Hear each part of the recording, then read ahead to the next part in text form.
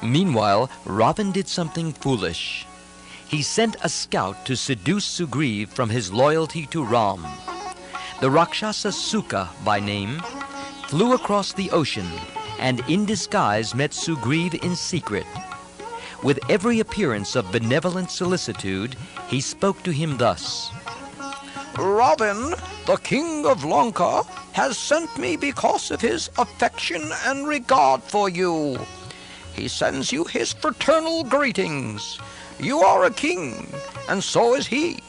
Thus there is no sense in your staking your high heritage and making common cause with a disinherited prince against an all-powerful king. If Ravan desired Ram's wife and carried her off, how does that concern you?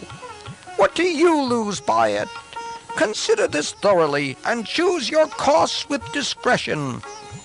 It is most expedient that you and your army should return forthwith to Kishkinda. But Sugriv's response was scornful and definite. He said, Wretched person, go and tell your king that he is no brother of mine. He is wicked, and being an enemy of my friend Ram, he is my enemy too. And we are out to rid the world of him and his wicked gang. He is a fool to imagine that he can offend Ram and still survive. Tell him that there is no escape for him. Tell him all this as from me. When Sugriv delivered this message to the Rakshasa spy, the Vanars caught hold of him and began to handle him roughly, but Ram sternly forbade it and set him free to go the way he came. The spy rushed back to Lanka and conveyed the result of his adventure to Ravan.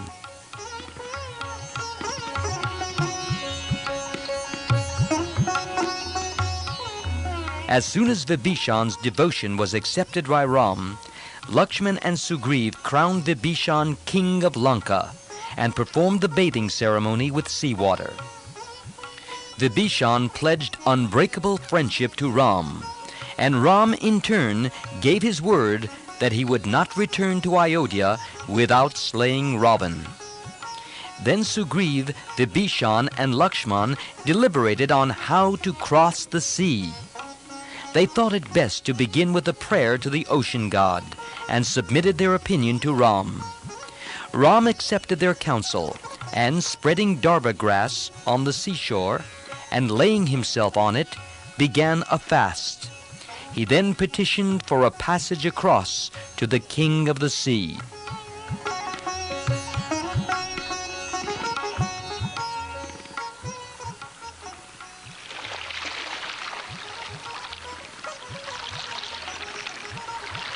For 3 days he prayed to the ocean god, but received no response.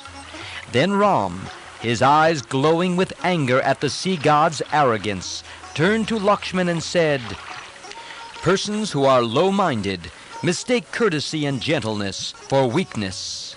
Mildness is simply wasted on them. See now how I shall bring this proud sea to its senses with my arrows, which shall not only choke it with the carcasses of mighty fish, but even dry it up with their fierce odor. Bring me my bow and quiver, Lakshman. Then, bow in hand and blazing with wrath, like the destroying fire at the end of the world, he shot arrows that were irresistible as thunderbolts into the bosom of the sea. These missiles of power disturbed the sea to its depths, carrying death and dismay to all it contained. Then the tortured waters began to exhale steam in their agony. It looked as though Ram in his wrath would convert the sea with its infinitude of waters into a desert of blazing dust, bereft of all life. Finally, the sea god could stand it no longer.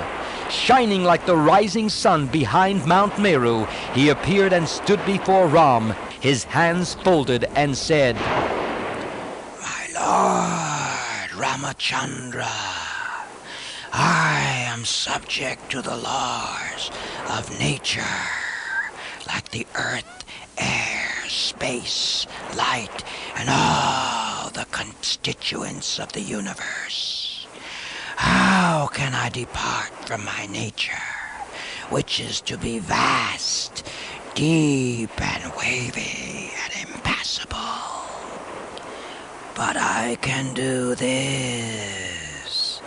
Ask the Vaners to bring boulders and trees to build a causeway. I shall permit it. I shall help you by receiving and keeping in place the rocks and trees. This is all I can do, and I shall also show the most favorable place for this causeway.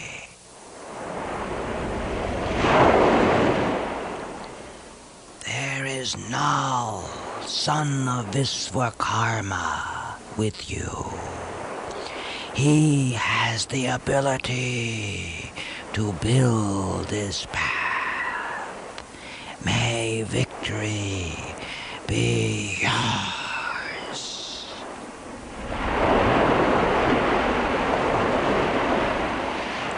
Ram, true to his nature, graciously accepted the sea god's apology and offer of help. And then, ordered by Ram, they all began to work. Thousands of Vaners went at it with enthusiasm. The Vaners went to the mountains and forests, and lifting rocks and trees, dragged them to the shore. The bigger Vaners brought big boulders and threw them into the sea.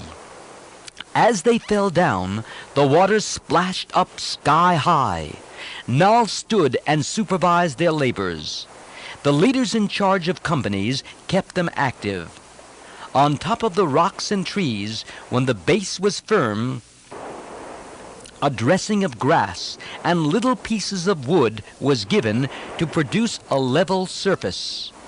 The noise raised by the dam builders drowned the roar of the ocean. Soon the construction was complete. The new path shone across the sea like the Milky Way in the sky. Hosts of gods above rejoiced as hosts of Vaners shouted below in exultation. The demigods and the rishis uttered benedictions. Then they stepped on the causeway. Hanuman carried Ram on his shoulders, and Angad carried Lakshman on his. Then the Vanar army crossed the sea.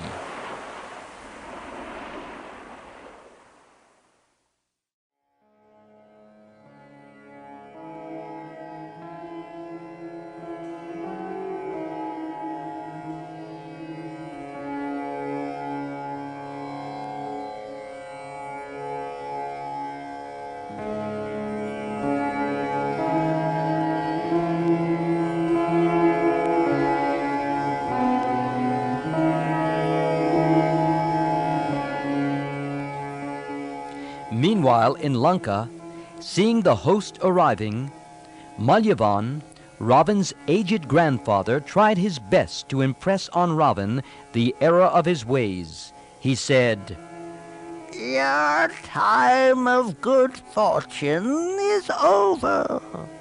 Your sins have begun to bear their fruit and to dim your radiance.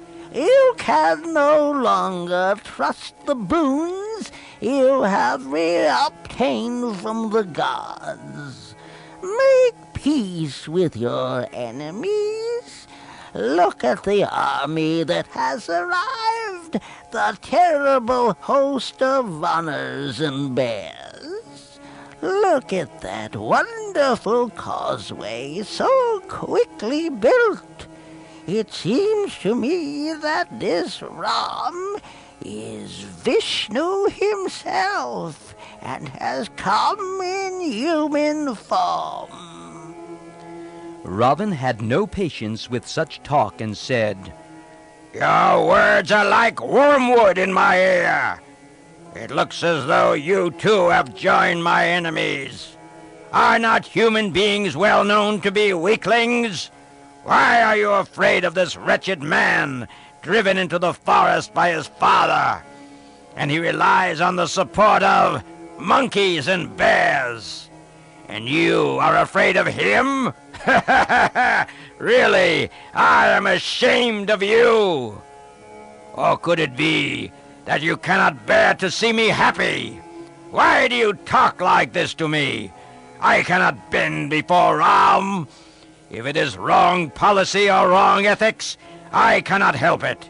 You may take it that it is a part of my nature, and I cannot change it. I would far rather die fighting than to beg Ram for peace.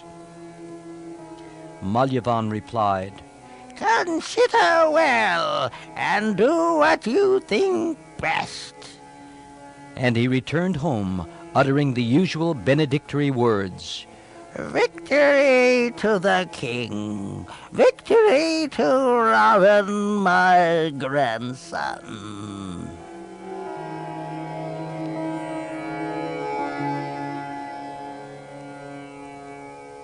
Ravan carefully stationed his warriors.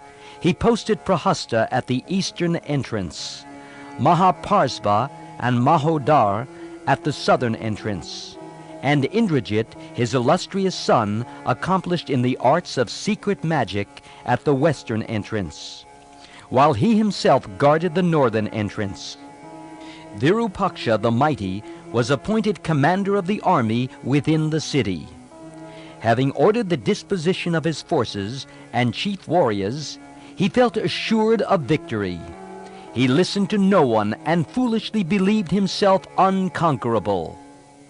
The ministers raised shouts of victory to please the king and then dispersed.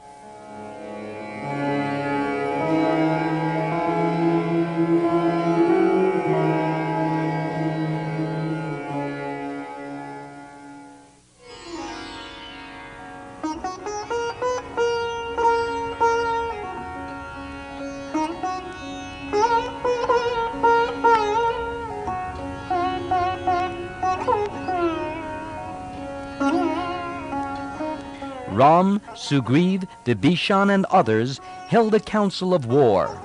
Vibhishan duly laid before the council the information gathered by scouts who had gone out and watched Ravan's arrangements. Then he said, "In numbers, strength, and courage, the army, now mobilized by Ravan, surpasses that with which he opposed Kubera, the god of wealth. Still, I have no doubt of Ram's victory." Ram distributed his forces to meet Ravan's deployment and assigned to each commander the task he was to perform. He ordered Nil to meet Prahasta at the eastern gate. Angad was to meet Mahaparsva and Mahodar at the southern entrance. At the western entrance, Hanuman was to encounter Indrajit, the master of black magic. He further said, "Lakshman and I shall meet Ravan, the terror of the world, and we shall direct the assault on Lanka. Sugriv, Jambavan, and Vibhishan shall stay behind with our main army." The army rested for the night on Mount Suvail. The following morning, standing on the mountaintop, they took a good look at Lanka.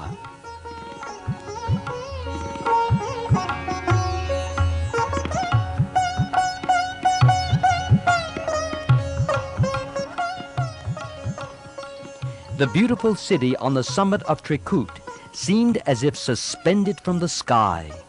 Behind the thick fortress wall, the Rakshasa army stood sentry, looking like another massive wall. Observing the great and beautiful buildings in Lanka, Ram was moved to pity, saying, "Alas, because one person drawn by the noose of time has committed a sin, all this wealth and the whole Rakshasa race must now be destroyed. Alas, that this scion of a noble race should forget his real greatness and draw death and destruction on himself and his people. However, we should now focus all our thoughts on the task before us, to win this battle and destroy Ravan. There will be much confusion in the course of the battle. The Rakshasas will try to trick us with many disguises. Let the Bunners and Bears retain their own shape while fighting. Only Vibhishan and his friends should assume human forms like Lakshman's and mine. The Rakshasas, our enemies, will never take the form of man or monkey. They would think it beneath their dignity to do so.